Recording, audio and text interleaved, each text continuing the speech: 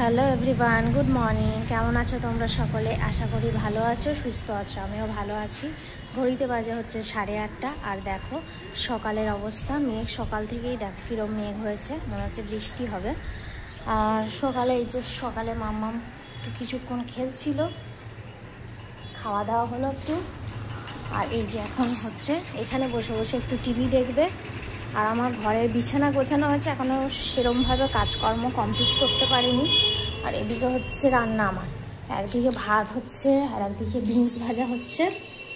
বাকি রান্নাবান্না সবই বাকি আছে, সেগুলো করতে হবে। কি কি রান্না করব সেগুলো পরে তোমাদের সাথে শেয়ার করছি। তো চলো এখন তবে রাখি, পরে কথা হবে।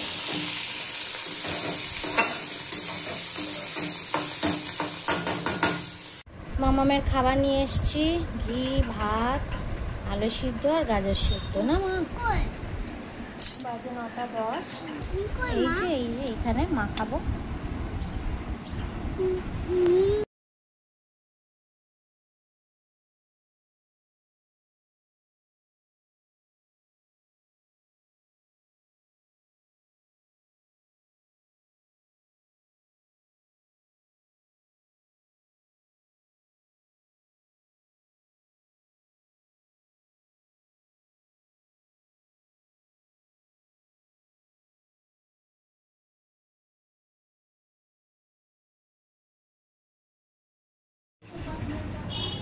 স্নান করে যে এই কাচাকুচিগুলো করে এলাম, পুজো দিলাম। আর বেশ ভালো বিদ্যুৎ চমকাচ্ছে, মনে হচ্ছে বৃষ্টি আসবে আবার।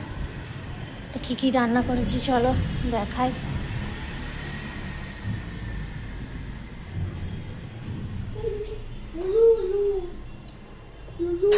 থানকুনি পাতা বাটা, ঝোল, বিনস ভাজা, এটা মামামের একটা তরকারি, আর হয়েছে আমাদের পাবদা মাছ ভাজা, মামামের শিঙি মাছ ভাজা একসাথে ভিজে রেখেছি।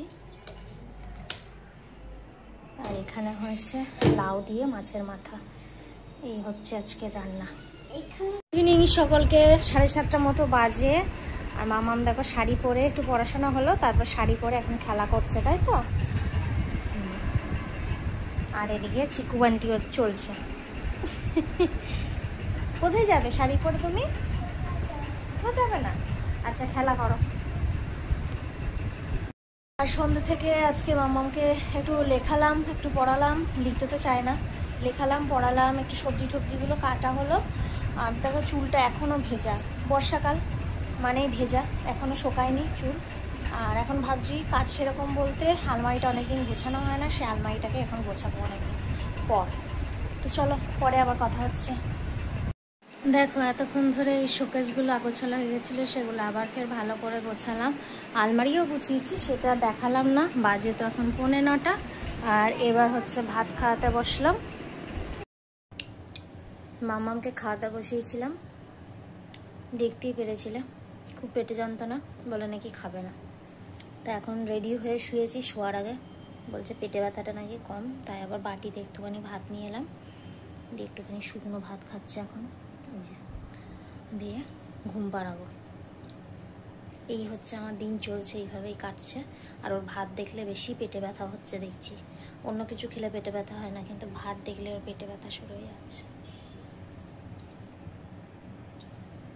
তো চলো আজকের মতো টাটা, গুড নাইট, ভালো থেকো।